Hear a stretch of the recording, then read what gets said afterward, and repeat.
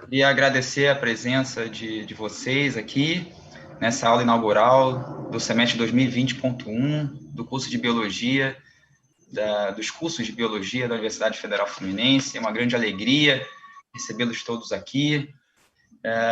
Nós havíamos preparado um grande evento de comemoração dos 20 anos do curso, mas, infelizmente, com o início da pandemia, a gente acabou tendo que suspender, pelo menos temporariamente, mas eu acredito que breve a gente terá um evento remoto para fazer essa comemoração.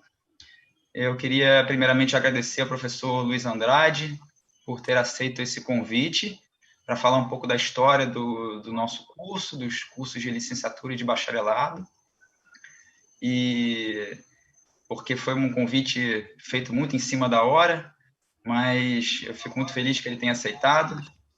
Eu acabei não me apresentando, eu sou o professor Manuel Gustavo Ribeiro, eu sou o atual coordenador do curso de bacharelado de Ciências Biológicas da Universidade Federal Fluminense, e com isso eu quero dar as boas-vindas a vocês. Eu tenho certeza de que, apesar de todos os problemas que nós vamos enfrentar, todos faremos o possível para que esse seja um semestre muito proveitoso. Todos nós, eu digo alunos, monitores, tutores, intérpretes, os técnicos administrativos e os professores, nós faremos o possível para que seja bastante profícuo, e tenho certeza que a gente vai aprender bastante com essa nova situação.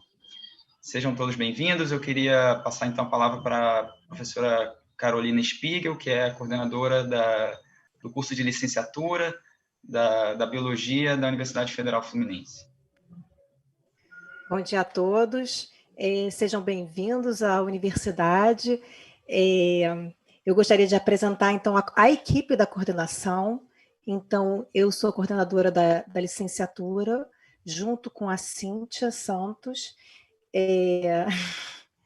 e a Mara é vice-coordenadora do bacharelado, junto com o Gustavo. Então, nós da coordenação, junto com os funcionários, com a Milene, com a Jaqueline, que vocês também já devem conhecer, estamos trabalhando bastante aí para pensar e receber vocês no curso, e junto com toda a equipe de professores que também tem trabalhado muito para pensar como que a gente faz o curso de forma remota. Então, primeiramente, eu gostaria de agradecer a presença de todos, agradecer muito ao professor Luiz Andrade de ter aceitado esse convite em cima da hora. A gente pensou muito a comemoração de vocês, temos toda a programação feita, mas a gente vai fazer em algum momento ou de forma remota. A gente ainda está decidindo, mas foram muitas coisas que a gente está tendo que decidir e resolver nesse período. Não está sendo um período simples para a coordenação.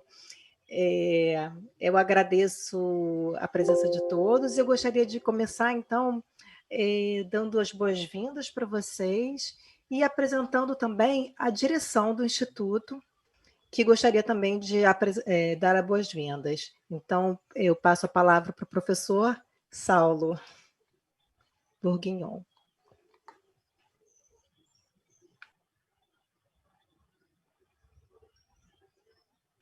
Saulo, tem que ligar seu microfone.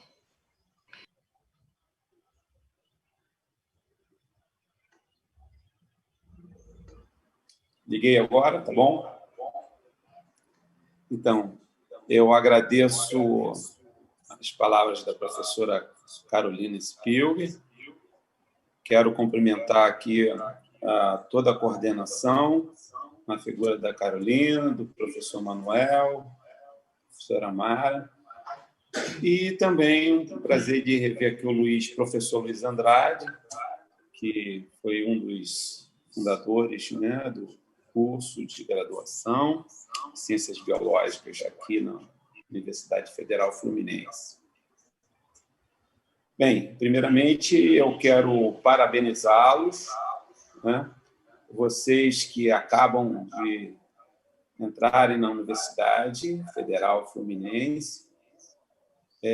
Vocês fazem parte de uma minoria da população brasileira, Então, são uns heróis e são privilegiados. Eu digo isso porque, de cada 100 alunos matriculados no ensino superior, 75 estudam na rede privada, em torno de 24, 25 nas universidades públicas. E dentro da universidade pública, 13 de cada 100 estão matriculados numa universidade federal, ou seja, 13%. É um número muito baixo, então vocês já conseguiram essa conquista e têm que aproveitar bastante. Para ter uma noção maior da situação no Brasil, 21% dos jovens brasileiros entre 25 e 34 anos conseguem concluir a graduação. 0,8% conseguem concluir o mestrado e 0,2% o doutorado. Então, nós estamos dentro de uma elite, diria, de formação, né? Formação adequada.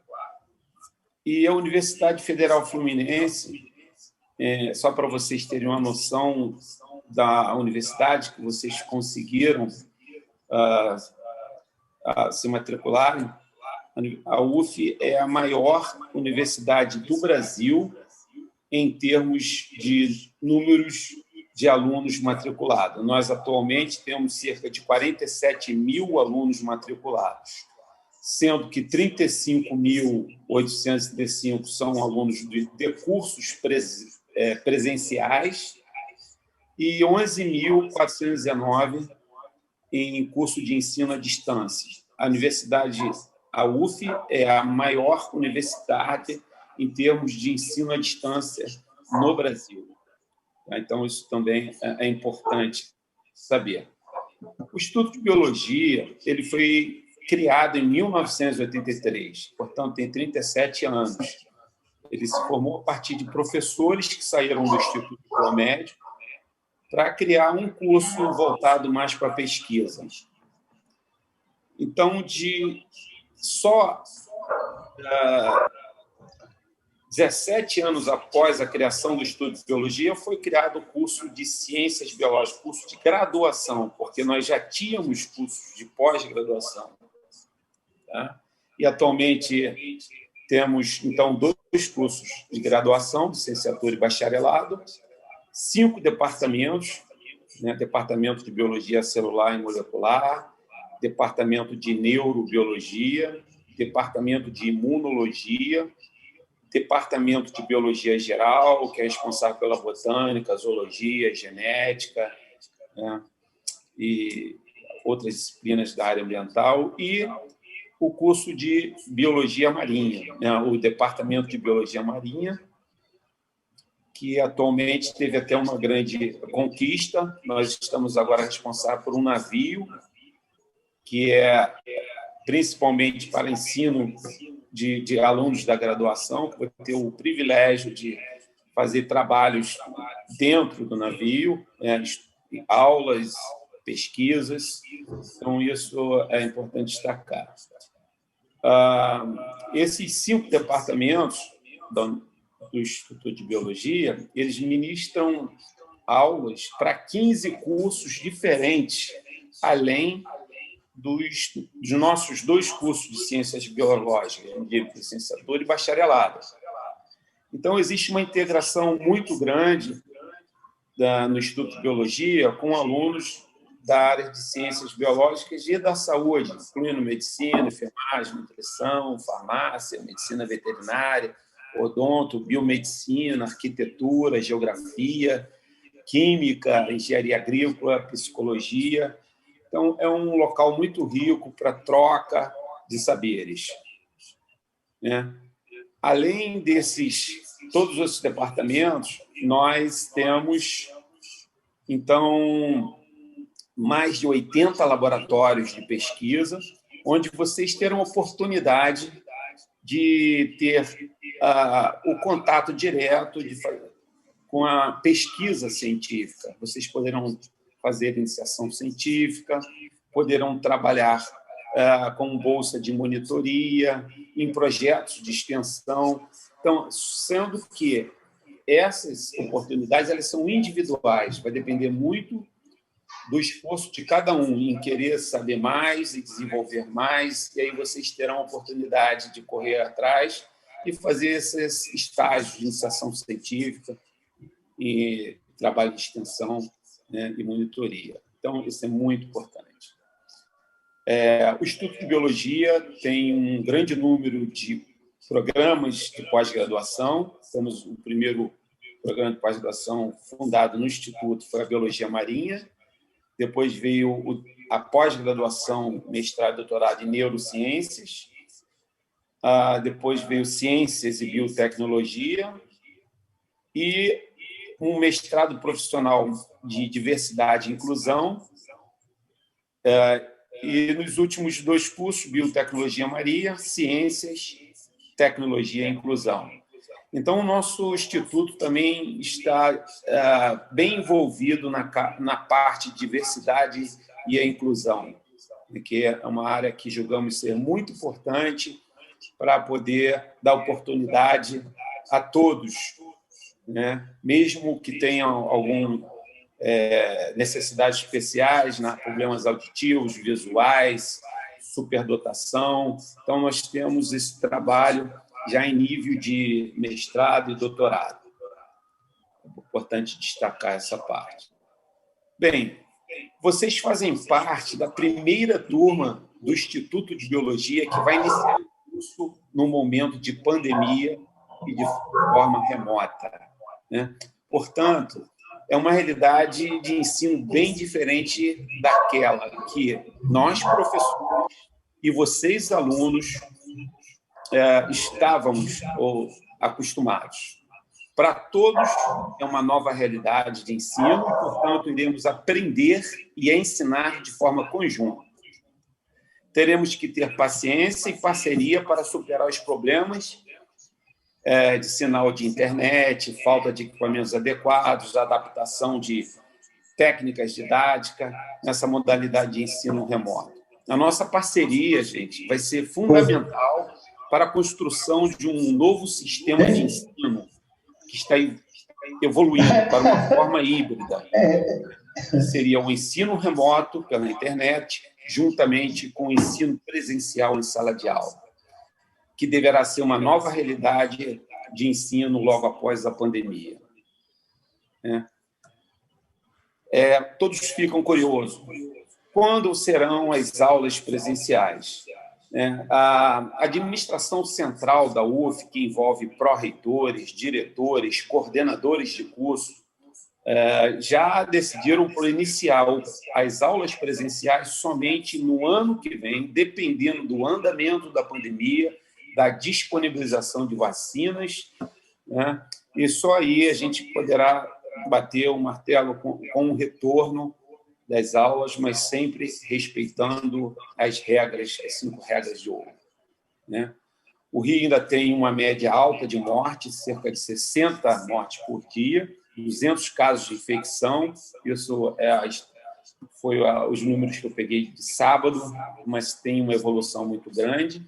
Apesar de ter uma queda, uma tendência de queda em comparação com 2 semanas atrás, nós estamos tendo um problema, que os hospitais já estão registrando o número de internação por Covid maior, provavelmente devido ao relaxamento da população com os cuidados necessários, como o uso de máscara, lavagem de mãos, distanciamento, demais regras de ouro, né?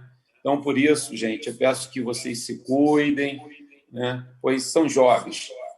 E às vezes vocês contraem o coronavírus, não tem sintoma, não desenvolve a doença, mas podem contaminar as pessoas mais velhas, principalmente aquelas que estão no convívio, em seus lares, como os pais, mães e avós, que podem e são mais sensíveis ao desenvolvimento da doença e doenças graves. Bom dia para todos e continue assistindo a aula inaugural, que vai ser dada pelo professor Luiz Andrade. Obrigado a todos e boa aula. Ok. Primeiramente, eu gostaria de agradecer o convite. E é importante agradecer antes, porque com o tempo, eu me diminuir o tempo aí da minha fala, a gente geralmente esquece de fazer esses agradecimentos no momento de comemoração, porque a comemoração, de alguma forma, é a invocação do passado para configurar o presente, ou seja, convocar o presente. Então, com essa imagem, eu gostaria de agradecer a direção da unidade, o professor Saulo, a professora Helena, que está na vice-direção, o professor Marcelo Salabert, que foi coordenador, e com ele eu gostaria de agradecer a todos os coordenadores do curso de Ciências Biológicas. Isso, eu sei, na sequência, seria a Ana Lúcia Nóbrega, o professor Edson Pereira da Silva, a professora Gerlinde, a professora Helena, que agora ocupa também o cargo de vice-diretora, o Marcelo Salabert, o Gustavo, que já falou antes, a Carol, a Cíntia e a Mara. Então, isso é um agradecimento a todo esforço, que é uma construção assim, coletiva. Agradecer aqui a professora Jussara, representando o meu departamento, que é o Departamento de Imunobiologia, e com ela estar na chefia, eu quero aqui agradecer a todos os chefes e todas as chefias do departamento. Mas, especialmente, agradecer aos estudantes, porque eles é que dão a vida à universidade, eu vou mostrar isso. Equivocadamente, alguns pensam que a universidade é só um instituto de pesquisa, mas eu vou mostrar essa relação inerente, intrínseca, histórica entre a relação entre mestre e estudante. Então, aqui é quase uma das primeiras turmas da biologia, e eu queria, então, fazendo esse agradecimento aos estudantes de outrora e de agora. Eu vou começar com um autor. Ele é um pensador, se chama Gregory Bateson. Ele é um epistemólogo, antropólogo, filho de William Bateson, que traduziu pela primeira vez o trabalho de Gregory Mendel do alemão para o inglês. E o Gregory Bateson, enquanto epistemólogo, ele nos ensina algumas coisas. Ele diz assim: a única maneira de relacionar dois fatos aparentemente desconexos é através de uma história. Avançando, ele diz: nós pensamos por meio de histórias. Quando alguém pergunta a um outro como é que você chama, quem é você, ele geralmente conta uma história. E as falas anteriores, o que eles falaram foram histórias. E agora eu continuo e complemento. Nós não estamos aqui por acaso.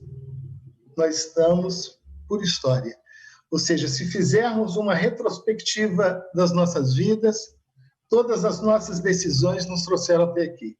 E em toda situação, você pode substituir a expressão por acaso pela expressão por história, que dá certo. Bateson escreveu várias coisas, teve influência muito grande da cibernética, mas nos últimos anos de vida, ele queria escrever um livro, uma teoria evolutiva, trazendo os aportes da cibernética. Mas quando ele começou a escrever, ele viu que algumas coisas que ele tinha que escrever, para escrever esse livro, para o entendimento, teria que ser explicado. E aí ele pensou em fazer 2 livros. Um livro sobre evolução propriamente dito, e um livro que ele chamou, numa forma que era uma brincadeira inglesa, que todo colegial deveria saber, ou todo colegial sabe, ou pensa que sabe. Ele acabou, nos últimos, tendo que fundir esses 2 livros em um só, porque quando ele soube que ele estava com câncer pulmonar, e que isso daria pouco tempo de vida, talvez uns 6 meses, e ele escreveu esse livro. Nós escrevemos um livro que está disponível para a graduação, intitulado O que todo estudante de biologia deveria saber. Esse livro ele está disponível num site que está colocado aqui, chamado labaciencias.com. E nesse site é um site do laboratório de audiovisual científico da UF, do qual eu sou o responsável. É laboratório de audiovisual científico. E eu passei assim na minha vida, na universidade, com 30 anos de universidade, eu diria que a metade eu passei em cargos de administração. Então, eu fui chefe de departamento algumas vezes, diretor do Instituto de Biologia 2 vezes, pró-reitor de pesquisa, pró-reitor de extensão, chefe do gabinete do reitor, subsecretário de Ciência e Tecnologia, mas o meu prazer agora, a minha atuação era com a divulgação científica. Então, me pintaram assim, desenharam assim, e nessa divulgação científica eu tenho um carinho especial pelas crianças, e eu vou terminar essa aula, se houver tempo, que agora foi encurtado um pouco, explicando um pouco essa fotografia. Quando eu estava na direção da unidade, aí pelos anos 1998, 99, eu e o professor Edson começamos a discutir questões, e uma delas era problematizar o conceito biológico de vida. E em 2001 foi publicado aí esse texto, que matéria de capa da revista Ciência Hoje, problematizando aí esse conceito de vida. Mas essa discussão, ela era anterior, porque ela foi toda influenciada por a leitura de um neurobiólogo chamado Humberto Maturana. E vocês, talvez muitos não conheçam, mas certamente na biologia, cada vez mais, o pensamento do Humberto Maturana está sendo discutido. Inclusive, agora, eu fui convidado para participar de um curso internacional para falar um pouco desse autor. E o que é interessante, assim, foi a partir do conhecimento e das leituras do Humberto Maturana que nós passamos a discutir essa questão de problematizar o conceito biológico de vida. E eu vou contar rapidamente essa história para vocês. Humberto Maturana, ele nasceu no Chile em 1928, começou a fazer medicina, mas ele gostava mesmo da biologia, e na década de 50, no meio da década de 50, ele recebeu um convite para ir para a Inglaterra, e financiado pela Rockefeller. E ele foi trabalhar com um dos maiores neurobiologistas da época, Jung, e chegando lá, o orientador dele sugeriu a ele que ele repetisse uma experiência muito importante na neurobiologia, que foi realizada por um outro neurobiologista americano chamado Roger Sperry. Esse Roger Sperry veio ganhar o Prêmio Nobel em 1981. E a experiência do Sperry é uma experiência que ela de alguma forma, ela desencadeou mudanças de reflexão, reflexivas muito grande no Maturana. A experiência era a seguinte: o Sperry pegava animais como salamandras, que têm um poder de regeneração grande, e o que ele fazia era retirar o globo ocular, cortar o nervo óptico e colocar de novo para ela se recuperar. A salamandra, geralmente, quando apresenta num campo visual um inseto, ela lança a língua e pega aquele inseto. E o que ele fez é, quando ele faz essa cirurgia, corta o nervo óptico e coloca de novo, ocorre a inervação, ela se recupera, e a salamandra que recuperou, agora, quando lhe é apresentado um um inseto, ela joga a língua e captura aquela presa. Só que o Sperry fez uma outra pergunta e uma outra experiência.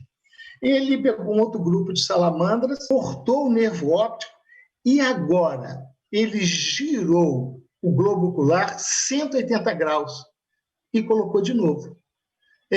Fazendo a pergunta, a inervação ocorre? Essa inervação ela segue os mesmos caminhos determinados geneticamente? Há fatores quimiotáticos para isso? E, ao mesmo tempo, ele fez uma com relação à conduta. Ela consegue capturar, ela consegue enxergar.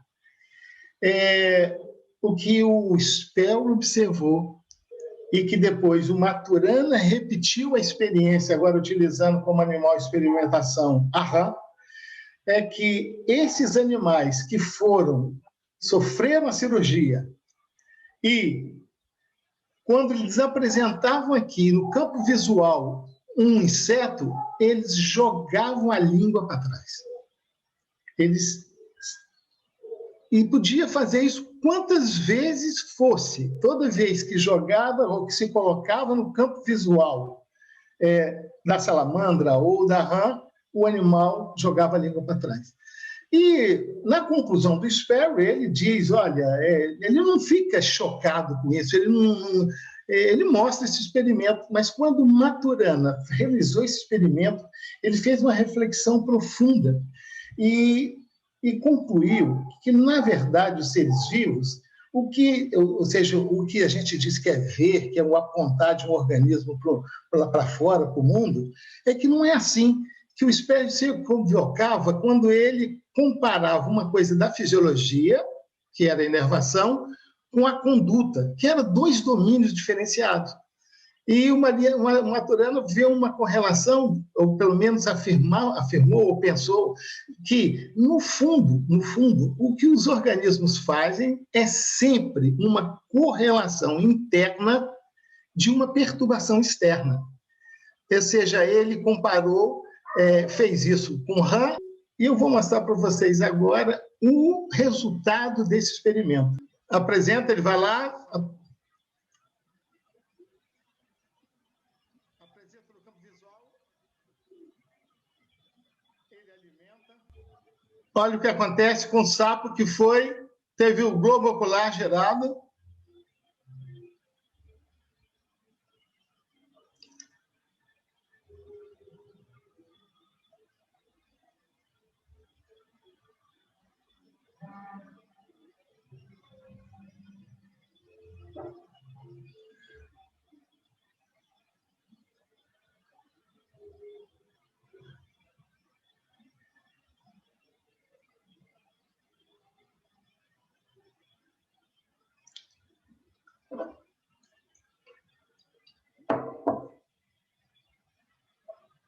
Depois desse experimento, depois de muita reflexão, falou assim, mas vem cá, por que você quer mudar tudo? Aí ele falou, não é que eu quero mudar, depois que eu entendi, o mundo gerou para mim e tudo parece que necessita agora de uma outra linguagem, de uma outra interpretação, e ele muda a forma dele de ver o mundo. Eu acompanhei isso, eu acho que eu não consegui ainda gerar o meu mundo completamente 180 graus e ver, mas eu comecei a usar e ver as coisas sob diferentes pontos de vista. E um dia eu estava apresentando isso no auditório da Química, quando uma professora levantou a mão e falou assim, mas vem cá, nós humanos também jogamos a língua para trás? E aí eu mostrei umas 3 experiências para ela, uma com cores, outra com coisa, e disse, não, nenhum ser vivo, inclusive nós mesmos, conseguimos fazer uma distinção entre uma percepção e uma ilusão no momento que a gente vive a experiência. Mas no momento que a gente vive aquela ilusão como percepção, é indistinguível. E isso é sério, muito sério. Porque se nós podemos ser iludidos, imagina quando a mentira começa a ser institucional. Imagina quando os fake news são utilizados na política. e, de alguma forma, talvez 30, 40 milhões de brasileiros jogaram a língua para trás quando acreditaram em construções de vídeos e construções de mentiras institucionalizadas.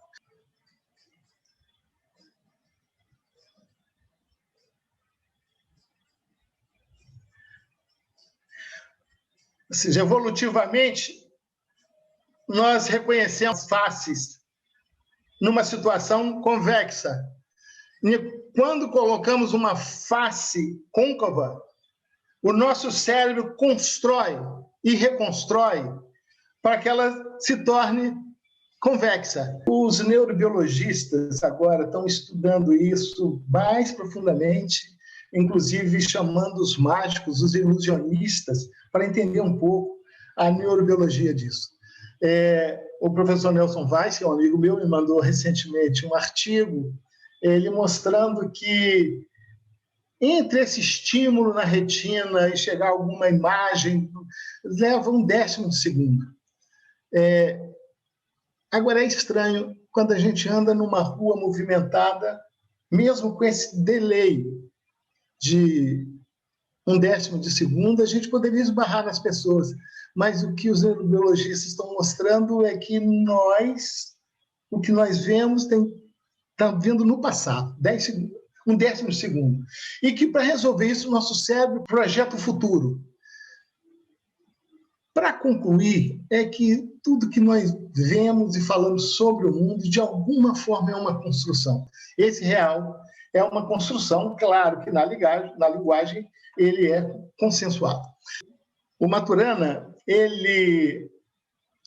quando ele volta para o Chile, depois de ter passado na Inglaterra, ele passa pelos Estados Unidos, escreve um artigo com alguns que estariam fazendo os primeiros computadores, e quando ele chega no Chile, ele estava dando uma aula de biologia, quando um estudante lhe perguntou: professor, está falando aí dos seres vivos, mas eu tenho a seguinte pergunta: o que aconteceu no passado que nós podemos dizer agora que era um ser vivo? Ou seja, quase a pergunta dele é: o que é um ser vivo? O que é vida? Ele não diz com essas palavras, mas essa pergunta, o Maturana fez uma reflexão e ele percebeu que a biologia não tinha uma resposta para o objeto da biologia, a vida, o ser vivo. E aí ele, de forma honesta, ele pediu ao estudante 1 ano para pensar e que ele se matriculasse no próximo ano, que ele daria uma resposta. Esse tempo de reflexão, e que eu faço isso num curso que eu ministro chamado Biologia do Conhecimento, é 1 aula ou 2 aulas para isso, aqui não dá para fazer isso. Então, isso fica o convite aí para os estudantes, para depois a gente discutir isso, ou até frequentar a disciplina de Biologia do Conhecimento. Mas o que o Maturana constrói durante esse ano é uma proposição, uma explicação para o fenômeno vivo. E ele diz que, de uma forma singela, ele diz que a vida, ou o ser vivo, pode ser definido como uma rede de interações moleculares concatenadas que produz continuamente 2 coisas: os próprios componentes que participam das interações e das transformações internas desta rede, e a fronteira física que dá forma dessa rede no espaço físico. Ele se perguntou, posteriormente, sobre um outro fenômeno relacionado a isso, que é o fenômeno da cognição. Quando a gente fala em cognição, quando a gente fala em conhecer, muitas vezes o que a gente está fazendo é uma relação entre a conduta de um organismo em face de um contexto especificado pelo observador. Aqui eu mostro uma imagem de um chaveiro em Lagoa Santa, mas eu vi no balcão um diploma que o prefeito da cidade estava otorgando, dando a ele como uma homenagem da cidade com relação ao seu trabalho, à excelência do seu trabalho. E aí eu uso essa imagem para dizer que se o conhecer, se a cognição tem a ver com conduta e tem a ver com comentário de um observador externo sobre essa conduta, o que vocês estudantes, vão passar aí durante os 4 anos do curso, no fundo, porque vocês vão sair com esse diploma que uma comunidade de professores vão otorgar e vão dizer que vocês conhecem. Então, o que é o conhecer? O que é a cognição? O conhecer é um comentário de um observador sobre a conduta de um organismo em face de um contexto especificado pelo observador. Isso é que a gente chama de conhecer. Então, quando a gente diz, quando alguém sabe, quando alguém conhece, a gente coloca que aquele indivíduo apresenta uma conduta adequada ao seu contexto. E o que é o aprender, então? O aprender é o conhecer na seta do tempo. O que é o aprender? O aprender é um comentário também de um observador quando ele compara as condutas do mesmo organismo no tempo. Quando ele compara o tempo T1 e o tempo T2 e constata que no tempo T2 esse organismo é mais eficaz, é mais eficiente, aprimorou, e essa eficiência, essa valorização do tempo T2, do organismo com o meio, não tem questão ética colocada, pode ser aprender a matar, pode ser aprender a roubar, pode ser aprender qualquer coisa. Então, isso é que é o aprender. Então, é o conhecer na seta do tempo. Então, vendo agora essa águia, né, com esse peixe, a gente se pergunta, a águia está apresentando uma conduta adequada ao seu nicho? Se a resposta for positiva, sim. Então, ela conhece o mundo em que ela vive. E o peixe? Conhecia. Ou seja, quando ele é retirado do seu entorno, quando ele é retirado do seu nicho, e há esse desacoplamento estrutural com o seu mundo, ele morre. Então, nesse sentido é que o Maturana diz que viver é conhecer. Mostro isso agora de uma forma bonita para vocês se enxergarem o que eu estou dizendo. Esse conhecer nunca é absoluto, esse comentário. Depende da comunidade de observadores. E você pode mostrar que uma conduta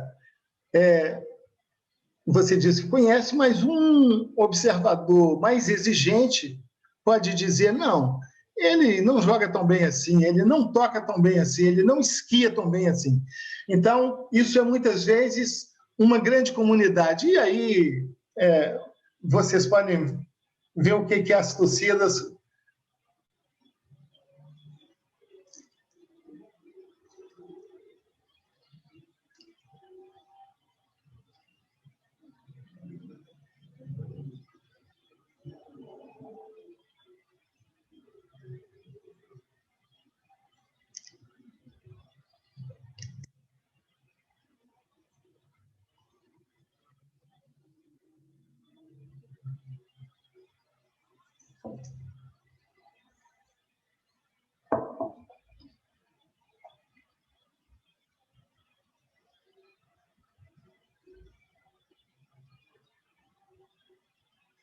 E a águia?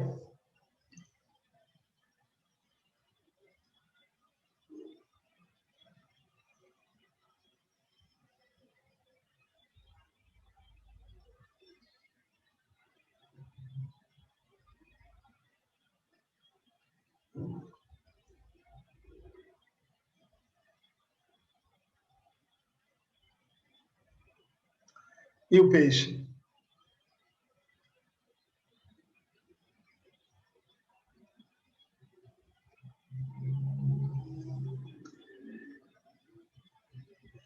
E o inseto? E a flor? Todos os organismos vivos apresentam condutas adequadas a seus nichos, condutas adequadas ao seu contexto. Então, nesse sentido, todos os organismos vivos são sistemas cognitivos. Todos os seres vivos são sistemas cognitivos. E aí volta a salamandra. Se, na sequência da nossa reflexão, eu e o professor Edson produzimos um texto fazendo uma distinção entre o conhecer e o conhecimento. E nessa distinção a gente mostrou que o conhecer, como diz o Maturana, como afirma, ele pode ser extensivo a todos os seres vivos. Mas a gente fez uma distinção que o conhecimento não, que o conhecimento é a produção de um enredo fenomênico, de uma história, para explicar um fenômeno, de um enredo explicativo, desculpa, para um enredo fenomênico, de uma explicação para o fenômeno. E aí nós trabalhamos com a questão de uma definição de conhecimento, e eu tive a oportunidade de ampliar essa reflexão e produzir um texto em que diz que o conhecimento é o produto do conhecer cultural humano, expresso através de enredos explicativos para enredos fenomênicos e de formulações conceituais, estando também incluso neste gênero de produtos objetos artísticos, mitológicos, religiosos, filosóficos, tecnológicos e científicos, abstratos ou concretos, criados ou recriados, mas, sobretudo, aceitos e utilizados por uma determinada comunidade humana, mesmo que seja provisoriamente. Mas como que seria a produção, como mecanismo gerador do conhecimento? Nesse mesmo artigo, que também está disponível no site da Laba Ciências, eu faço uma proposição que o conhecimento é um caminho processual, construtivo, criativo e humano, porque é mediado por passos ou sequências lógicas concatenadas de fazeres, dizeres e saberes, em resposta a uma demanda, uma pergunta, objetivo ou desejo, cujo produto explica, conceitua e ou satisfaz o demandante e a comunidade que faz uso desse produto, mesmo que provisoriamente.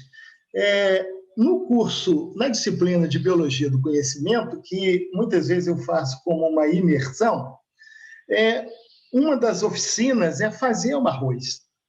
E esse fazer arroz eu mostro que as sequências lógicas de fazeres, dizeres e saberes, que muitas vezes a gente vê em algumas receitas, mostra um pouco o que eu estou afirmando ali como um processo gerador.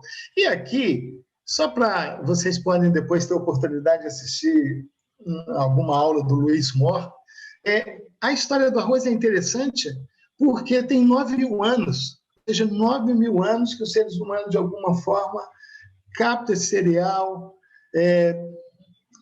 cozinham esse cereal com várias misturas, mas esse fazer, ao longo desses 9.000 anos, houve seleção de variedades, ou seja, o arroz, geralmente ele se debulhava sozinho, assim, a dispersão era sozinha, então o homem tinha que catar esse arroz no chão. O arroz agora necessita da mão humana para se debulhar.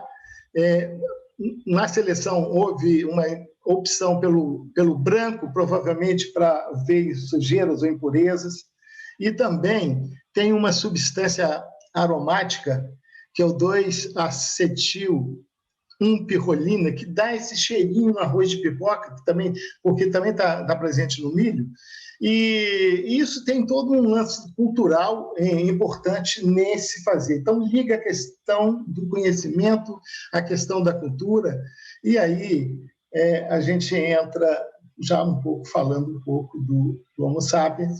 Eu vou fazer um corte, eu estou com medo aqui do meu tempo, e por isso que eu estou um pouco ansioso e já fazendo falas e corte muito rápido.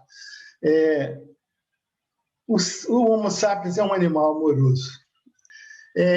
Para a biologia do conhecer, para a biologia do conhecimento, essa imagem aqui retratada demonstra uma coisa que é muito importante, é que toda construção humana, seja ela material, seja ela ideal, se dá com e na linguagem. Se você quiser interromper a obra humana, cria a tisania, interrompa a linguagem, interrompa o que o Maturana depois mostra que essa linguagem está entremeada, entrelaçada com a emoção, e que ele chama, então, isso de conversar. Com é com o outro, e versare é dar voltas. Então, conversar é dar voltas uns com os outros nas recursões da linguagem. Então, isso é importante porque o que está acontecendo com o nosso país agora, por uma ruptura no acordo, no Estado Democrático de Direito, com o golpe, fez uma polarização e interrompeu a obra humana, interrompeu a construção do país. Nós vivemos dilacerados até reconstituir isso de novo. Então, essa é uma parte importante, um desdobramento importante.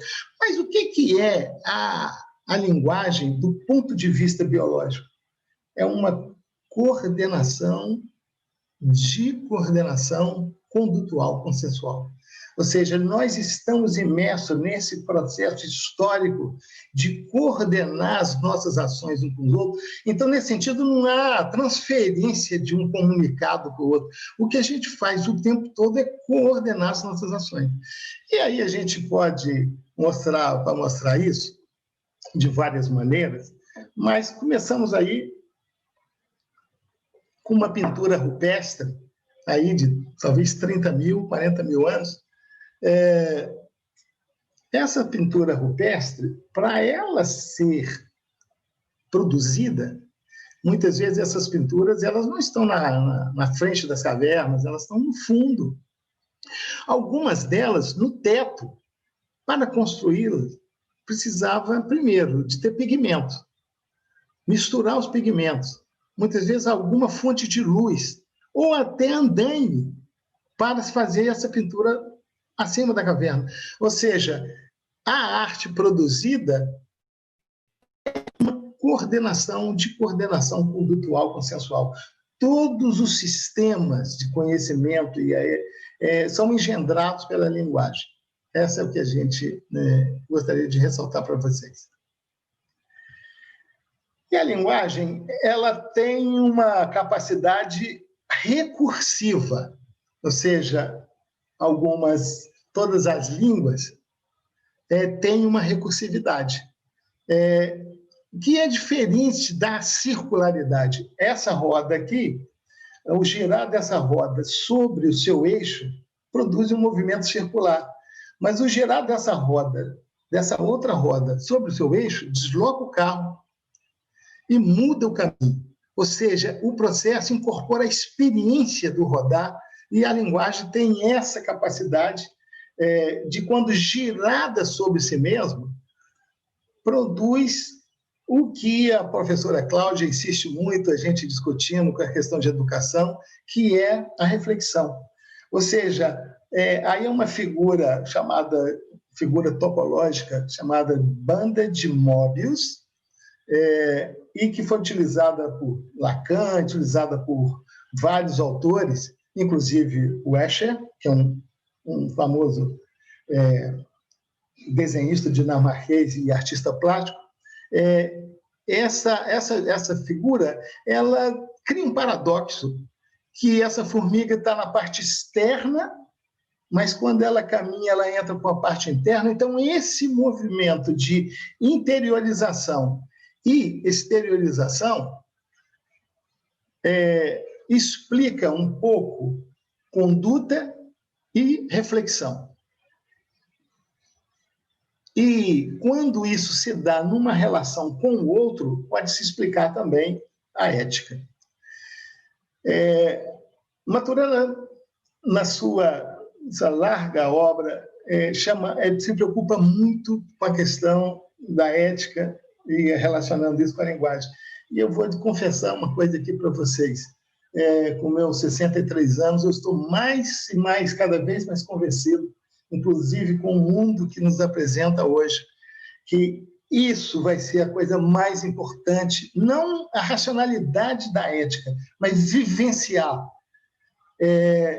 Vivenciar, porque se esse mundo começa a ser cada vez mais virtual e as fake news muito mais produzidas e a separação que a gente chamaria no velho normal do que é o real e do que é o atual ou virtual, vai ficar cada vez mais difícil. O Nelson Vaz estava me mostrando que já tem aplicativos que você, dando uma só palavra, por exemplo, evolução, esses algoritmos são capazes de produzir textos sobre evolução e que esses textos produzidos pela máquina não são capazes de serem invalidados por outras máquinas que reconhecem texto humano. Então, isso vai criar para a educação uma discussão dos plágios, discussão tremenda. Então, cada vez mais, nós temos que vivenciar a ética. E diz o Maturana, todo ato humano tem lugar na linguagem. E todo ato na linguagem traz à baila um mundo que se cria com os outros no ato de convivência que dá origem ao humano. Por isso, todo ato humano tem um sentido ético, porque é um sentido, porque é um ato de constituição do mundo humano. Portanto, meus caros estudantes, meus amigos professores, não é trivial dizer qualquer coisa a qualquer pessoa de qualquer maneira. Ainda mais quando você tem cargo de poder. Ainda mais quando você diz que isso é só uma gripezinha, que o fogo é normal e que convida as pessoas para a caça esportiva ou a caça dos animais silvestres. Então, essa questão da ética na biologia se transborda por uma preocupação não só com o humano, mas também com todos os seres vivos, e aí numa extensão da bioética. Vou fazer um corte rápido e uso essa figura do Escher para sair do que eu chamaria de autonomia do vivo para a autonomia das instituições. Uma mão se lança ao céu e quando você pensa que ela vai ficar num certo plano, ela volta ao plano inicial, plano do papel, e desenha seu próprio desenho. Cria um paradoxo. Quem desenha o quê? Essa é uma figura do Escher chamada Mãos Desenhando. E eu uso essa figura para sair de uma discussão séria e profunda sobre a autonomia do vivo, dos seres vivos. A autonomia significa auto próprio, nomia, lei. Então, uma lei interior, né? Para passar para uma discussão séria que é a autonomia da universidade. E aí eu começo agora a falar rapidamente sobre a universidade. Escrevi um texto mostrando, falando, esse texto também será disponibilizado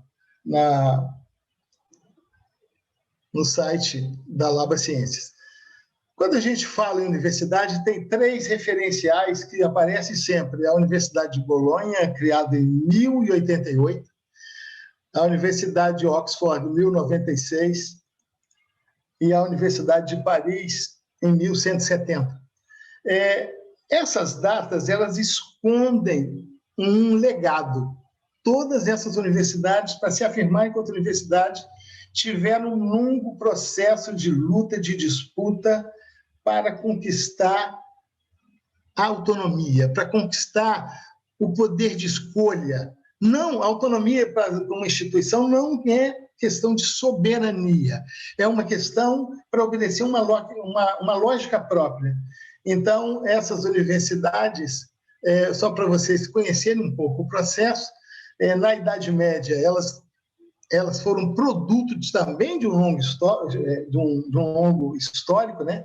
Elas eram, primeiro, formadas por escolas, onde mestres, pelo seu poder de explicar e de ensinar e de trabalhar com os estudantes, iam atraindo vários estudantes, eram geralmente formadas próximas às catedrais, e tinham um poder muito grande da igreja, porque elas eram, de alguma forma, produziam quadros para a igreja. E, por muito tempo, essas escolas, elas, de alguma forma, obedeciam à igreja, mas elas foram se juntando, se organizando e criaram, ao longo do tempo, essa instituição chamada Universitas Magistrorum Scholarum conseguiu se fazer como uma necessidade histórica da sociedade, e não somente uma contingência histórica. E tem quase 1000 anos essa história. E as universidades, hoje, é o resultado dessa história, são as universidades, mas as outras instituições, muitas desapareceram, a igreja também permanece, mas surge agora com outros desafios para essa instituição, as corporações estratégicas, o governo, e outra coisa, que quando não entende essa questão da autonomia, ou quando não entende essa importância disso, desqualifica, reduz seus fundos e muitas vezes tenta até destruir. Então, a universidade, essa instituição, que eu estou chamando aqui de Universitas Magistrorum Scholarum, ela segue uma deriva, uma histórica com a sociedade. Ela cria uma relação, que eu diria que o Edson chama uma relação dialética com a sociedade. Ela é, ao mesmo tempo, parte da sociedade, porque ela é financiada pela sociedade. Os seus membros também são da sociedade, mas, ao mesmo tempo, ela se afirma como o outro, afirmando sua autonomia. E nessa coderiva histórica com a sociedade, há casos importantes, casos históricos, que, em algum momento, como aquele desacoplamento lá da águia que tira do peixe, desacoplamento dessa instituição com essa relação dialética com o mundo, com a sociedade. É o caso da Universidade Francesa, da Universidade de Paris. Num momento revolucionário, depois da Revolução, os revolucionários acharam que a universidade era extremamente religiosa, elitista e conservadora, e que ela não servia ao momento histórico da Revolução. E aí, Napoleão acaba com as universidades. E a França ficou 100 anos sem universidade, elas só vão aparecer depois, na Terceira República, porque houve um fato. A França perdeu a guerra para a Alemanha, e os franceses se olharam e perceberam que eles perderam a guerra porque os alemães tinham verdadeiras universidades. E aí eles recriam essa universidade, a universidade francesa. Permaneceram as grandes escolas, mas a universidade são recriadas com a Terceira República. Mas ainda recria, eu acho que de forma capenga. Ou seja, no fundo, o fazer universitário, quando a gente olha para uma universidade, fica falando, mas o que é uma universidade?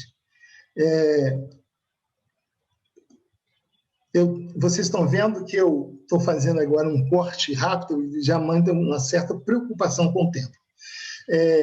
O que a gente observa em uma universidade? O que mantém constante desde que ela foi criada até agora? Aí eu me fez essa pergunta por um tempo. São os laboratórios? É atividade científica? Não. A ciência foi institucionalizada muito posterior, de forma posterior. A palavra cientista foi criada em 1831, numa reunião da Sociedade Inglesa para o Progresso da Ciência. Se não são as bibliotecas, não é o seu acervo, não são os laboratórios, o que é que mantém constante desde o início até agora? E eu digo a relação entre mestre e estudante. Ou seja, o que está acontecendo agora aqui, mesmo de forma remota. Então, saímos aí com um conceito de universidade, que a universidade é um sistema autônomo, em coderiva histórica com a sociedade, e que tem como organização uma rede linguística constituída por conversações acadêmico-científicas entre mestres e estudantes, ambos vivendo sobre a paixão do aprender, do explicar e da criação da poiesia inerente à cultura profissional, artística, filosófica e científica. Certamente não estamos isolados. A universidade, enquanto instituição autônoma, não é soberana e está no seu entorno. A gente encontra várias instituições que perturbam a dinâmica universitária, não são, e aí eu colocaria a própria cultura, o governo, especialmente quando o governo não entende a sua lógica, as agências de fomento, a indústria, ou muitas vezes a vontade dos governos de colocar essa instituição numa ótica privatista, numa forma que quebrando a autonomia universitária. Então, essa é a instituição. Se vocês lembram um pouco desse fazer universitário ou desse caminho com seu entorno social, se a gente pensar aqui que essas conversações acadêmico-científicas se dão no interior da universidade, mas que ela está sempre em acoplamento estrutural com a sociedade, sem o qual ela pode desaparecer enquanto dinâmica, essa relação que a gente diz aqui, nessas duas setas, é uma relação da coderiva histórica, que pode ser empatia, solidariedade cognitiva, mas também embate, também disputa, também necessidade de afirmação. Mas tem nessa coderiva, nessa relação, uma relação com a sociedade que é de empatia, e é isso que nós chamamos de extensão universitária. Então, algumas pessoas fazem uma confusão muito grande entre o que é extensão universitária, dizendo que não é pesquisa nem ensino, é extensão. Não, não é assim. A gente pode problematizar de novo e ver o que é chamado tripé da universidade como relações. A relação entre mestre e estudante, que se chama ensino. A relação entre os pesquisadores e o objeto do conhecimento se chama pesquisa. E a relação entre a instituição e a sociedade pode ser chamada de extensão universitária. Nesse sentido, a extensão não exclui a relação com o objeto do conhecimento, a pesquisa, e não exclui a relação entre mestre e estudante, que é o ensino. Então, são relações diferenciadas. Então, o que é a extensão? A extensão é a relação entre dois sistemas, um dos quais constituído pelos membros da comunidade universitária, em seus vários recortes, pode ser, o movimento estudantil pode fazer extensão universitária, em algum momento fez, nos círculos de cultura, e o segundo, aquele produzido como outro, na relação. Esses dois são desafiados ou mediatizados pelo mundo, se irmanam em uma ação solidária, como autônomos, iguais e responsáveis, e mesmo buscando o mesmo objetivo, a transformação cultural e ou do mundo, se afirmam em suas respectivas autonomias na construção da alteridade. Chegando agora ao Brasil e falando da instituição universitária no Brasil, eu faço aqui uma homenagem aos 100 anos, né, da Universidade Federal do Rio de Janeiro, mas mostrando aqui um dos seus prédios, das suas edificações, que faz relação com a sociedade, que fazia em um determinado momento, e que não por acaso, ou por imprudência, ou por falta de recurso, há 2 anos atrás, teve um grande incêndio no Museu Nacional. Mas eles estão reconstruindo, e a universidade vai reconstruir, talvez com uma perda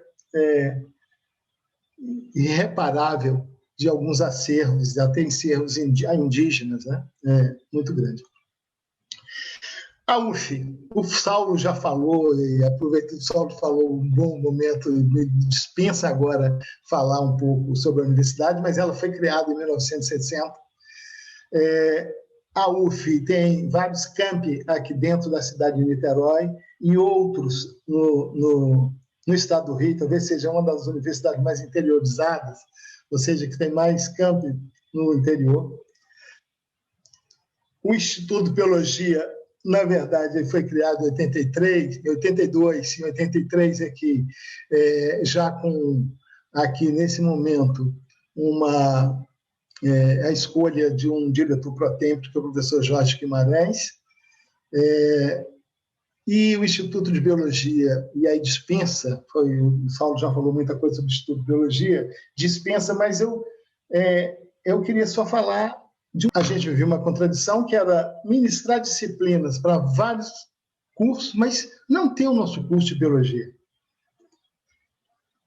E nessa discussão que eu vinha, nessa época, eu era o diretor do Instituto de Biologia, já no segundo mandato, entre o primeiro e o segundo mandato, e o momento político era parecido com o que tem hoje. A gente vivia o momento do Fernando Henrique Cardoso, onde falava em demissão voluntária, estímulo, as universidades estavam sucateadas, ou em processo de sucateamento, e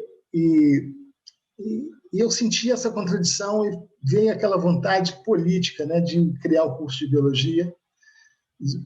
E comecei a pensar, a visitar, a ver outras propostas para construir um modelo pedagógico. E no nosso modelo pedagógico, a gente vinha com um pilar importante, que era a importância do saber fazer, de atuar no mundo. Então, isso era um dos pilares.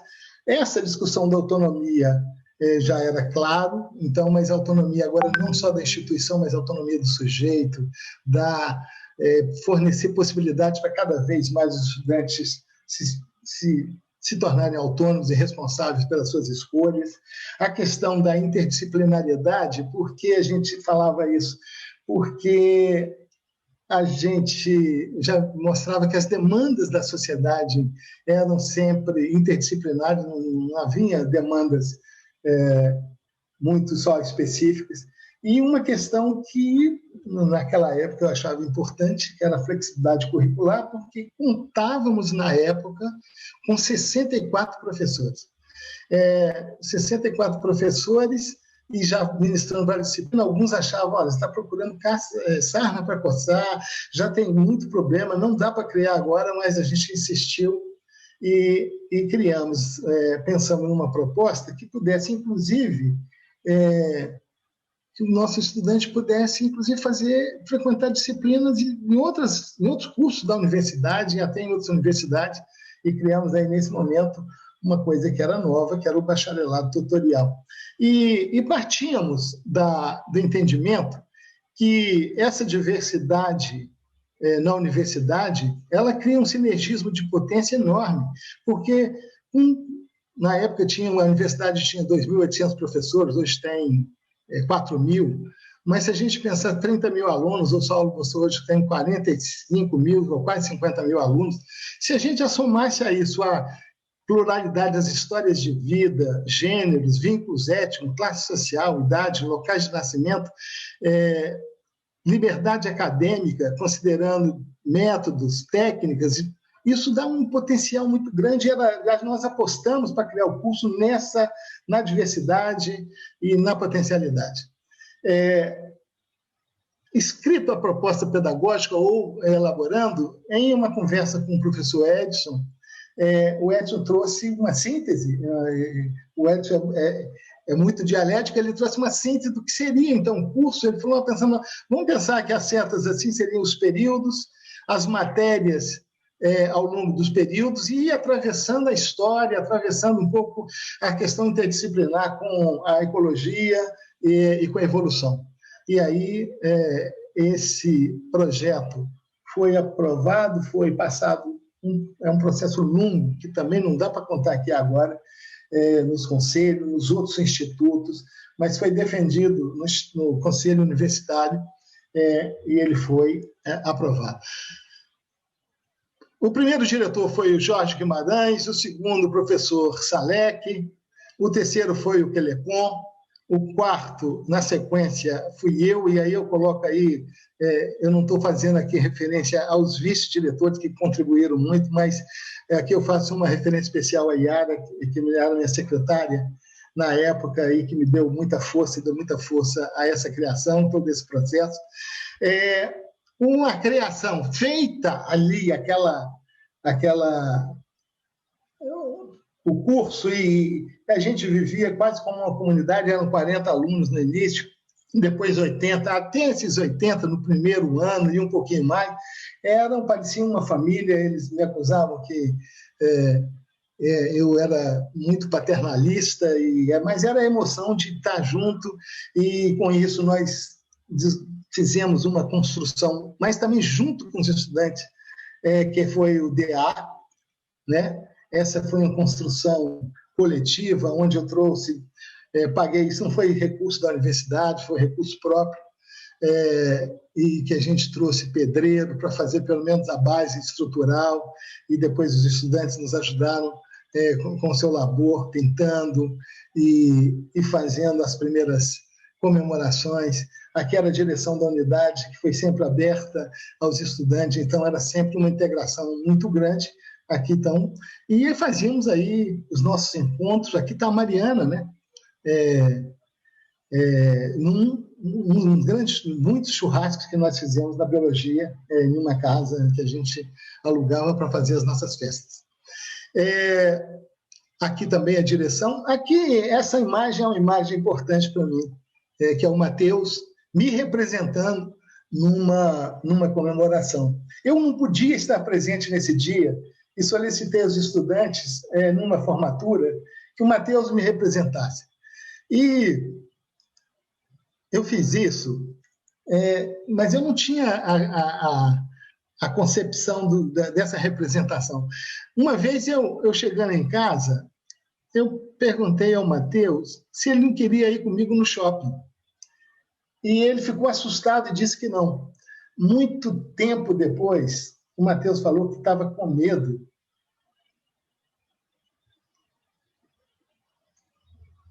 que eu o vendesse. Isso me traz uma emoção muito grande, porque para fazer muito dessas coisas, eu abri mão de brincar com meu filho.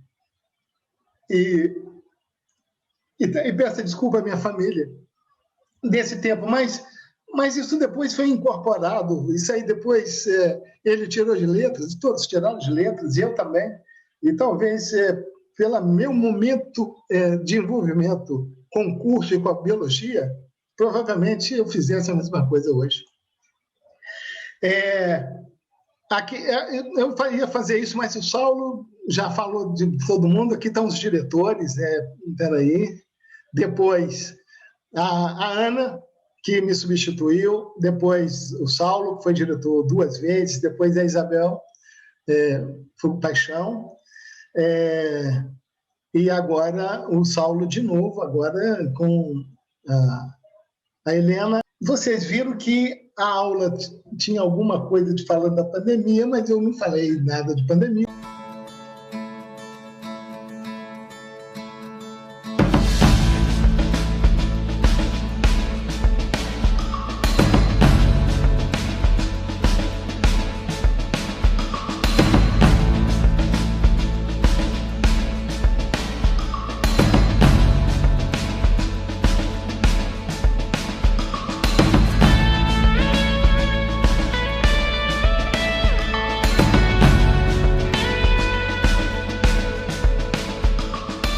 A Universidade Federal Fluminense ela tem atuado de maneira intensa e bastante ampla no combate ao coronavírus.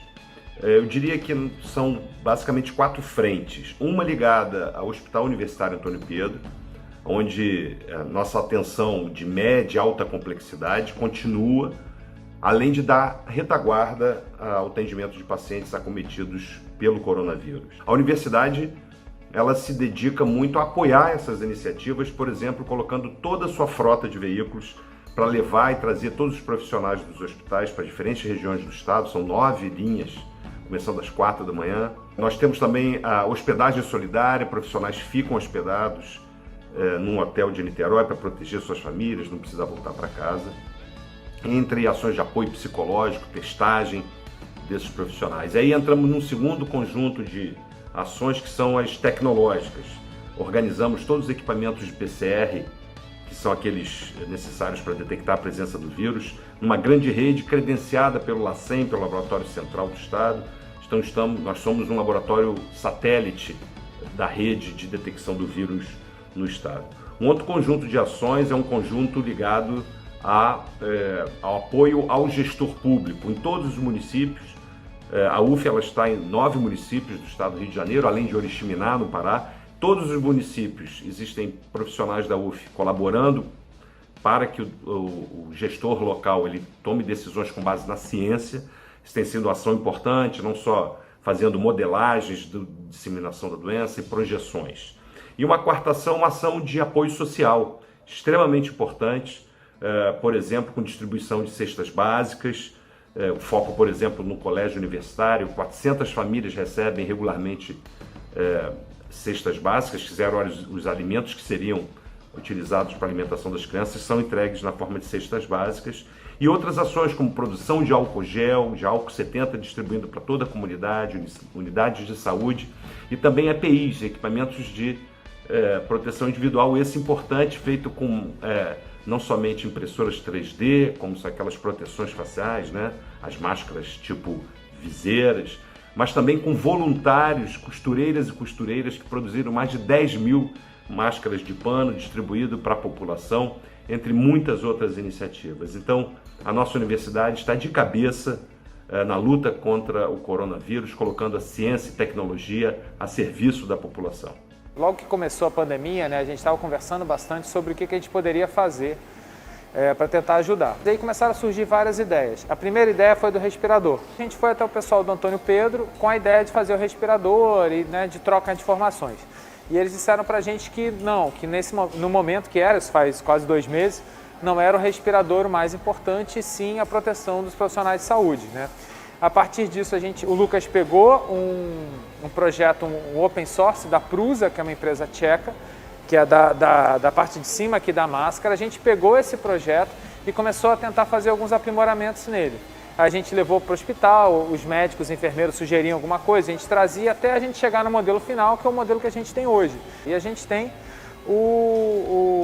a parceria com o pessoal da plataforma Maker lá da prefeitura também, que além de eles estarem imprimindo o nosso projeto, estão ajudando também a cortar o PETG, que é a parte da frente da viseira. Então, nós realmente fechamos uma parceria com o projeto Frente UF. Né? Essa parceria visa a confecção de suportes, né, feitos em impressoras 3D e viseiras, né, feitas na cortadora laser, né, que são EPIs, no caso são face shields, né, que são EPIs para os profissionais da área de saúde, tanto do município de Niterói quanto do município do Rio. Isso aqui é uma das coisas que a gente está desenvolvendo, que é o respirador, o ventilador mecânico. Essa proposta já tem aí mais de 10 anos. Era a primeira proposta de tentar automatizar esse equipamento. E aí agora, nessa situação emergencial, né, vamos fazer isso que é mais simples. Então a gente tem todos os controles aqui e ele começa a pressionar o angu de forma automática, tá vendo? E a ideia é que a gente... isso aqui vai tudo conectado no circuito de ar, né, que vai para o paciente, tem os filtros, tem tudo, e você consegue controlar os parâmetros, relação inspiração, a frequência com que aquilo vai ficar bombeando e o volume de ar que vai ser enviado para o paciente. Então você controla tudo por aqui. Essa é a primeira versão do protótipo. A pessoa já está trabalhando numa mais nova, já tem uma cara mais amigável, isso aqui vai ser coberto, né, para proteger, toda essa eletrônica vai embarcada junto do equipamento. Esses EPIs, então, vão desde máscaras comuns, máscaras comunitárias, que são feitas nos domicílios, né, que protegem a população do contágio na comunidade, até as proteções das face shields, que são máscaras especializadas, né. São máscaras que são extremamente úteis para os profissionais de saúde, porque, por exemplo, um médico que está no CTI precisa de entubar um paciente, ele certamente vai ter contágio se esse paciente tossir. E essa face shield, então, o protege desse risco do contágio com essas gotículas de saliva, onde a gente tem a quantidade grande de vírus que ficam no ambiente e o profissional, então, pode respirar essa gotícula e se contaminar. Essa rede, né, ela foi fundamental. Se a gente não tivesse desde o início pensado em rede, né, se a gente tivesse ficado só a gente ali tentando resolver o problema, a gente não chegava na estrutura que a gente tem, numa fabricação de quase 100 máscaras por dia, já passando de 2.000 máscaras entregues, com outros projetos como respirador, como duplicador de respirador, equipamento para fazer videolaringoscopia. Então a rede foi fundamental E é importante mostrar que a universidade está viva, né? A universidade pública, como você comentou, sempre muito atacada, e ela está viva. Quem está aqui produzindo são os mesmos alunos que até pouco tempo atrás eram acusados de fazer balbúrdia, são eles que estão produzindo material de proteção, são os professores que estão na linha de frente, tentando não só usar a tecnologia, né, para salvar vidas, e também para a gente conseguir manter a nossa estrutura social, como a gente também está se arriscando, né? A gente vem aqui, eu volto e meia vou no hospital, alguns alunos a gente tem que ir no hospital também para testar os equipamentos. Então, a universidade está atuando, né? Nós, como servidores públicos, né, a gente está fazendo o nosso papel, e a universidade está atuando, no nosso caso, na geração de tecnologia também no combate à Covid.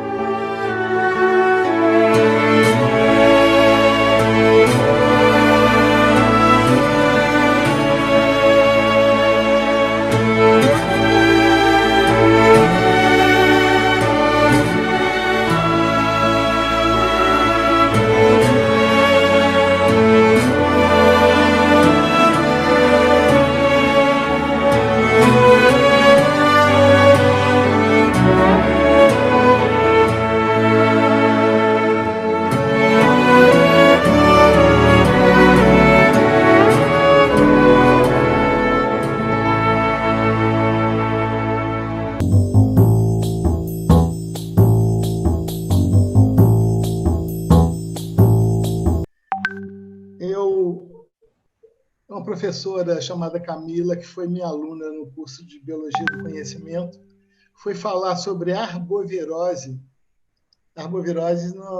lá na sua escola. E quando ela começou a fazer uma sequência didática sobre arbovirose, ela decidiu passar esse vídeo, um filme que eu tinha feito, junto com a Ana Lava Ciência e com o Felipe, intitulado Quem Foi Que Disse sobre essa tal de Zika. E esse filme documentário, ele apresentava toda uma discussão sobre os vírus, sobre as pesquisas, sobre as crianças com microcefalia, e os estudantes ficaram assim, estudantes de 9, 10 anos do ensino fundamental, começaram a fazer perguntas para a Camila, muitas perguntas para a Camila. E a Camila, de forma inteligente, transformou aqueles questionamentos numa complementariedade da sua sequência didática e desafiou os estudantes. Eu não sei responder todas essas perguntas. Por que vocês não escrevem uma carta para o diretor do filme? E os estudantes ficaram assustados. Muitos deles nunca tinham escrito uma carta e nunca tinham recebido uma carta. E aí eles levaram esse desafio para casa. Quando eles trouxeram no outro dia as cartas, ela viu a riqueza que tinha nas cartas com relação às perguntas formuladas pelas crianças. E então ela pegou e falou, não, então deixa eu explicar a vocês. Para escrever uma carta, a gente tem que fazer um cabeçalho, põe a cidade, anuncia, se apresenta. Ao se apresentar, fala um pouco o assunto e depois faz uma despedida. E eu recebi 24 cartas maravilhosas. Carta foi talvez uma das emoções, além da emoção aí da criação do curso de Biologia, para o meu trabalho de divulgação científica, talvez tenha sido presente o momento mais emocionante. Receber de crianças 24 cartas com perguntas sobre biologia do inseto, sobre a mulher, o papel da mulher na pesquisa, sobre ética. Elas me perguntaram, e as crianças que o senhor filmou? Como elas estão passando? E é isso, um pouco, que eu tenho vivido agora e vivenciado. Desculpa aí a emoção, mas que esse trabalho de socializar o conhecimento científico. Então, assim, eu estou engajado nisso, junto no Laboratório de Audiovisual Científico, para socializar o conhecimento científico, de uma importância muito grande. Nesses ataques sistemáticos às universidades, nós não tivemos a população toda nos apoiando. Talvez eles não saibam ainda o que nós fazemos. Com o incêndio do Museu Nacional, nós não tivemos uma mobilização da população para apagar o incêndio. Então, nesse sentido, não podemos ficar, enquanto instituição, fazendo as nossas pesquisas e um pouco alheio à questão social, à questão da sociedade. Nós temos que divulgar, eu uso essa palavra, mas outros usam disseminar, popularizar, mas tem o mesmo sentido. Eu digo que a reforma da universidade, ou a revolução da universidade, passa pela extensão universitária. E, nesse sentido, uma coisa importante é a socialização do conhecimento científico, e espero que, com essa fala um pouco truncada, que o som não saiu direito, com momentos de emoção, os estudantes possam incorporar e vivenciar e defender essa instituição. Primeiro, defender sua autonomia, porque nós não podemos cair na lógica do mercado. Nós não podemos deixar essa instituição ser determinada por pseudo-educadores ou pseudo-ministros que querem nos impor a escolha dos nossos dirigentes, que querem impor qual disciplina deve ter, qual curso deve ter. Não. Na defesa da universidade tem que ser intransigente, tem que ser corporal, tem que ser usar o intelecto e usar também os nossos corpos dessa defesa. E isso vai passar. Esse é o tom agora esperançoso, né, que eu tenho, que esse é um momento difícil, mas esse é um momento que nós vamos superar. E em outro momento, a gente vai poder comemorar aí agora o direito dos 20 anos, mas comemorar um futuro grande para o Instituto de Biologia, para os estudantes, e um futuro grande para a nossa universidade e para o nosso país. Muito obrigado.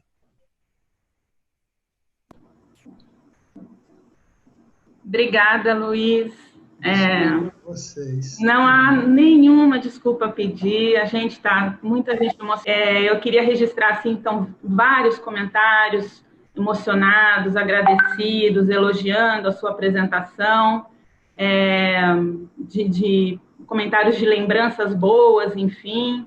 Então, eu queria só, a gente tem pouquinho tempo, eu vou te passar 2 perguntas que foram feitas, para você tentar responder em 5 minutinhos, pode ser? Tá bom, cara. Encerrar. Vocês viram que essa coisa do tempo é uma coisa que a gente não controla muito, né? E eu tive que fazer mudanças muito bruscas por causa aí do tempo, mas vamos lá. Não tem problema.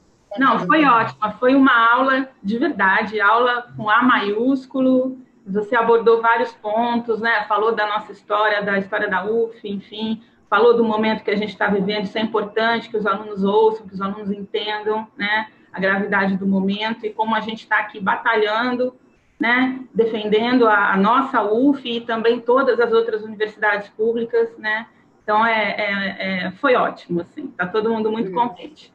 Eu vou te fazer, então, as 2 perguntas juntas e aí você responde como preferir, tá bom? O Lucas Matheus Aguiar dos Santos, ele perguntou do experimento da salamandra. Ele falou assim, eu queria saber se o experimento da salamandra foi continuado. Se foi analisado o que ocorria ao longo do tempo com o animal modificado.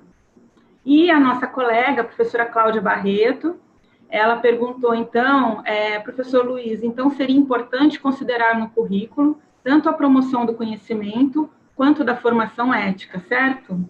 Então, são essas 2 questões para você falar em 5 minutinhos. Tá bom. Lucas, né? Lucas. Lucas, esse experimento, muita gente, ao longo desse percurso, a salamandra e a rã morrem de fome jogando a língua para trás. Ou seja, o que dizemos nós que ver é uma correlação interna. E aí tem a grande lição, que eu não explicitei, mas a pergunta me possibilita explicitar. Lucas, não existe instrução. Nada de fora pode determinar o vivo. Nada de fora pode especificar o vivo. Nem no mundo físico existe instrução. Ou seja, tudo que acontece com o outro é desencadeado, tem a ver com a estrutura. Se eu fiquei desesperado, mexendo aqui numa tecla para procurar o áudio, ao não achar, eu não saí daqui para procurar um médico com problema no meu dedo. O problema está na estrutura do computador, do programa, que eu não consegui encontrar. Então, se nós não pudermos instruir as máquinas, pode projetar as máquinas, não podemos instruir, imagina o vivo. Então, quando eu falo que não existe instrução, de uma forma provocativa, nós escrevemos um texto falando que não existe ensino, somente aprendizagem. Não existe ensino no sentido de instruir. Paulo Freire entendeu isso, quando diz que não existe transferência de comunicado. E agora é um baque muito grande, que eu gostaria de afirmar para aqueles da ideologia da escola sem partido. Porque eles querem dizer que o educador não é educador, é um instrutor. Mas a instrução não existe. O educar é a abertura de um espaço de convivência onde mestre e estudante se transformam no ato do educar, nesse momento de convivência, que pode ser a presencial ou pode ser a distância. Então, educar é essa abertura, e é um ato amoroso, é um ato de aceitação, de inclusão, e aí eu faço aí referência ao nosso mestrado, porque agora a universidade se abre ao que foram historicamente excluídos, as pessoas de cor, as pessoas pobres, as pessoas com deficiência ou com disfunção funcional. Então, essa é a universidade plural, essa é a universidade do Brasil, essa é a universidade importante para estar, assim, que tem uma sintonia com sua época e com seu tempo. Então, não existe instrução. Não existe transferência de comunicado. Existe uma mudança, uma transformação entre mestre e estudante. E Cláudia, claro, Cláudia. Obrigado, Cláudia. A Cláudia, sempre, ela é importante no departamento, mas também na universidade como um todo, mostrando a importância de uma educação reflexiva. Mas não só uma educação reflexiva, porque isso é importante, mas a gente entender que nós somos seres multidimensionais e todas as nossas escolhas são prioritariamente emocionais. Ao escolher fazer biologia, vocês não queriam... A paixão de fazer biologia é uma paixão que está no professor, no educador, quem está fazendo licenciatura, no biólogo, é uma paixão sobre a criatividade, sobre o aprender, sobre o explicar.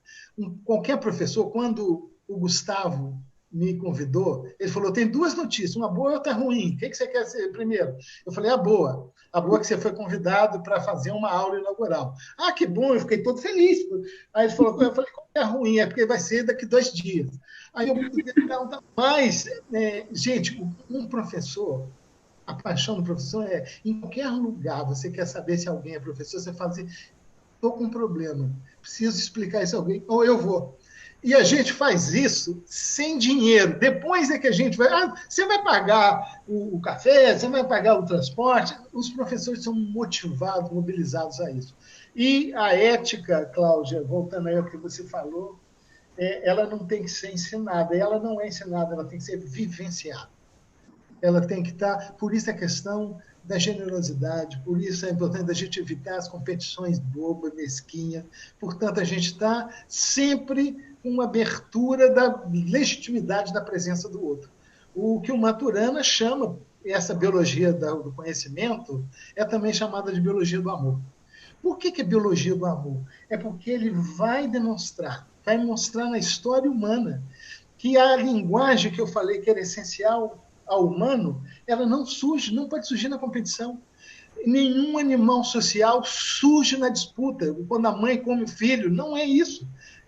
Para existir, tem que ter uma aceitação do outro enquanto legítimo outro na convivência. E essa aceitação, na nossa cultura, a gente chama de amor. Mas o amor que o Maturana fala não é o amor cristão, não é o amor sentimento. É a disposição corporal do mamífero, do humano, de aceitação do outro, enquanto legítimo outro na convivência. Na recorrência dos encontros, é possível surgir isso que nós chamamos de linguagem. Chamando de linguagem como uma coordenação condutual, consensual. Então, o que são as palavras? São gestos, são sons, são assovios, que fazem parte dessa história de coordenação. Eu não falei com vocês, mostrei vídeo, por exemplo, de tribo indígena dos Pirahã, que só vive quase no presente, não tem cor, eles não têm distinção para cor, para número, e alguns linguistas falam, tem uma discussão muito grande com o Chomsky, falando, não é uma língua que não tem recursividade. Mas quando a gente vê o vídeo, claro que tem. Um índio olha para um macaco e assovia. Ele está perto, faz um som de assovio. E o outro fala assim, então se aproxima. Vou aproximar, vou flechar. Isso é uma coordenação condutual consensual. Uau! Puxa vida, Luiz, obrigada. Pena que a gente não tem mais tempo mesmo. Sei que teria muito mais coisa super interessante que você tinha preparado, enfim. A gente marca outra, né? Eu tive um convite agora, e aí fala até para o Nelson, que está nos ouvindo lá em Belo Horizonte, né? Eu faço parte de um laboratório, não, mas é de um grupo de professores que tem assim uma discussão grande sobre, até fora do Brasil, e houve uma proposta de fazer um curso sobre Maturana, mas aberto para outros países e tal. Então, a gente está costurando isso, de fazer na UF um curso, e a gente pode também...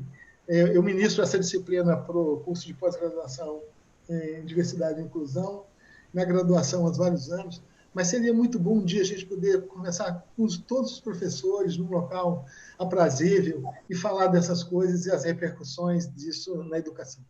Maravilha, maravilha. Aceita a proposta já. Eu queria, então, ir encerrando, então, agradecer muito, muito, muito a você, Luiz, por ter aceito esse nosso convite indecente, de última hora, enfim. Agradecer, te dar os parabéns. Depois você entra com calma na transmissão do YouTube para ler todos os comentários, né, os abraços, os elogios, os coraçõezinhos que foram enviados, todo mundo muito contente, agradecendo a aula, te dando os parabéns, agradecendo a sua luta, né, e a sua história junto ao curso de Biologia. Tenho certeza que teve muita gente que ficou com o olho cheio d'água, eu fiquei. Então, e eu queria, então, agradecer a todos que estiveram aqui com a gente, assistindo, prestigiando essa aula inaugural, em especial aos alunos, mais uma vez, dar as boas-vindas aos calouros e a todos os outros alunos, né? A gente vai passar por um semestre estranho, atípico, e pedir paciência a todos, professores e alunos, todo mundo aprendendo, né? Essa maneira diferente de interação que a gente vai ter esse semestre. Mas vai passar, né? Vai passar e logo, logo a gente vai estar na sala de aula, olho, no laboratório, na lupa, no campo, enfim, lá no Graguatá, né? No prédio novo. Boa semana, beijos, tchau, tchau. Tchau.